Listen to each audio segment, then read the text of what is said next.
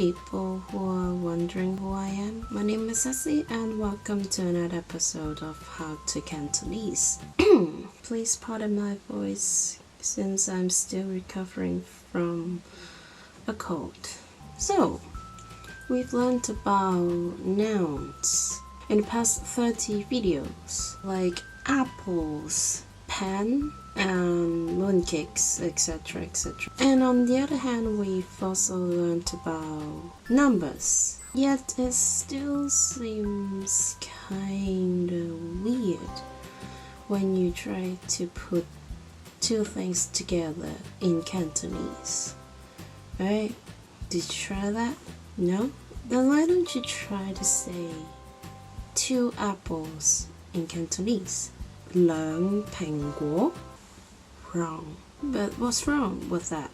Actually, something's missing. And yep, that's the quantifiers. Quantifiers in Cantonese is called 量詞.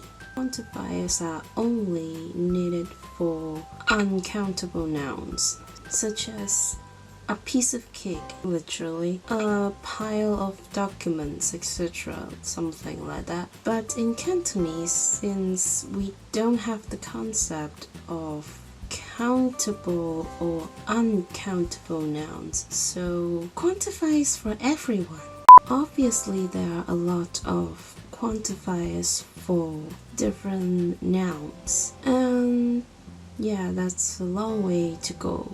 But first, let's go for some quantifiers that people actually use on a daily basis, so that you can make up sentences that are more useful. You're welcome. The first one that I'm going to talk about in Cantonese is go. The first quantifier that people use very often is go. Go. Well, apparently you may have heard of it like a lot of times, because go basically is the skeleton key. That means it's applicable for like more than 50% of solid objects. For example, a person is 一個人, 2 apples is 兩個蘋果, 3 coins is 3個銀仔. So when in doubt, use 個. The second one is 隻. Well, 隻is used to describe animals. Well, most animals, except reptiles and fishes. Other than animals, 隻 can also be used on socks, shoes, watches, windows, and cutlery. So some examples for 隻 are 4 dogs, 4隻狗, 5 forks, 5隻叉, 6 socks, 6隻襪. So you're keeping up, right? You okay there? Do you need the break? The third quantifier is bowl. Well, bowl is applicable for most machinery kind of stuff. From a mobile phone to a big bus, you can use bowl. So some examples are 7 iPhones, 7部 iPhone, 8 computers, 8部電腦, 9 buses, 9部巴士.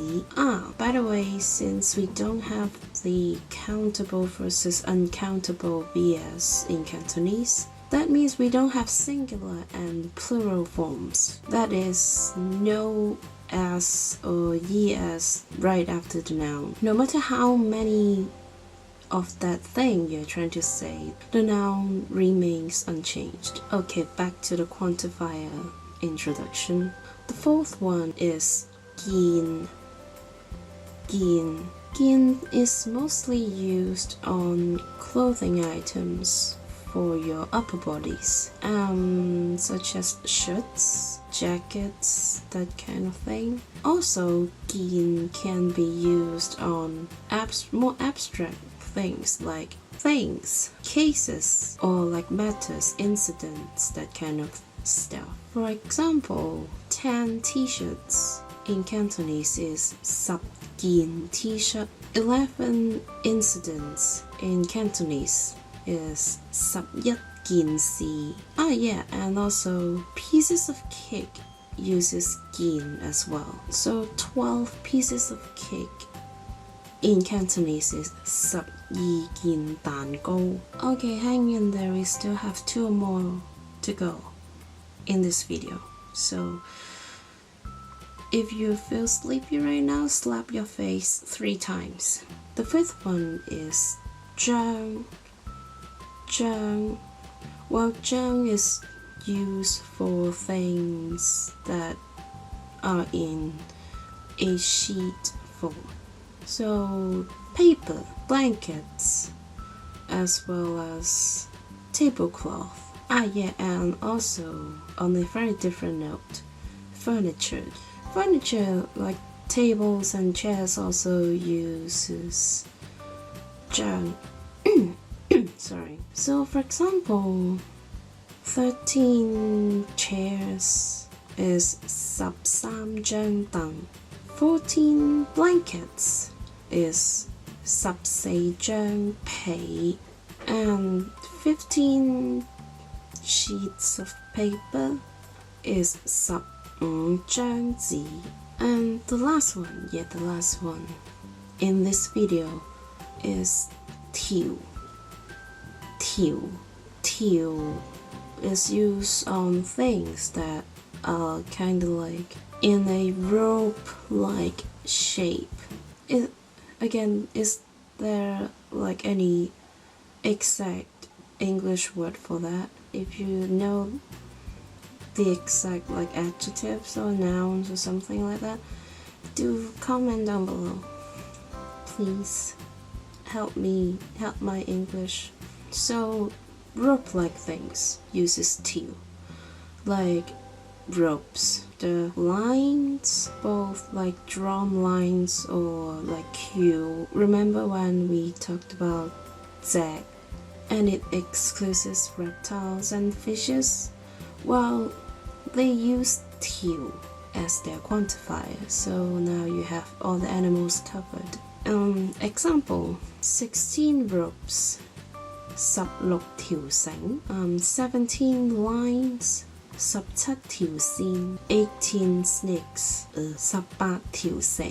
And to apply quantifiers in a phrase or a sentence, you just put the character in between the number and the noun that you want to say, just like what I did in those previous examples. Numbers, quantifier, noun. And how quantifiers are used in sentences would be like this. 我上星期喺 IKEA 買咗3張凳，仲食咗4件蛋糕. I bought 3 chairs and ate 4 pieces of cake in IKEA last week. Is it IKEA or IKEA though? And a small reminder about quantifiers. There are so many nouns in Cantonese that uses different kinds of quantifiers. Those things that I've mentioned in the example are only a portion of that. On the other hand, you know how people speak the same language differently. It is possible that people use different quantifiers on the same noun.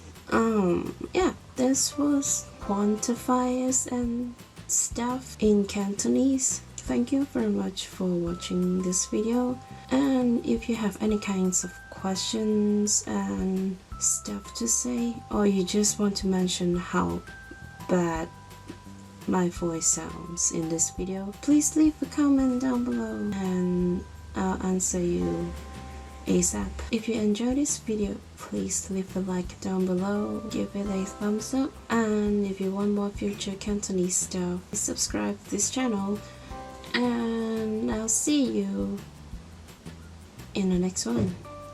Bye!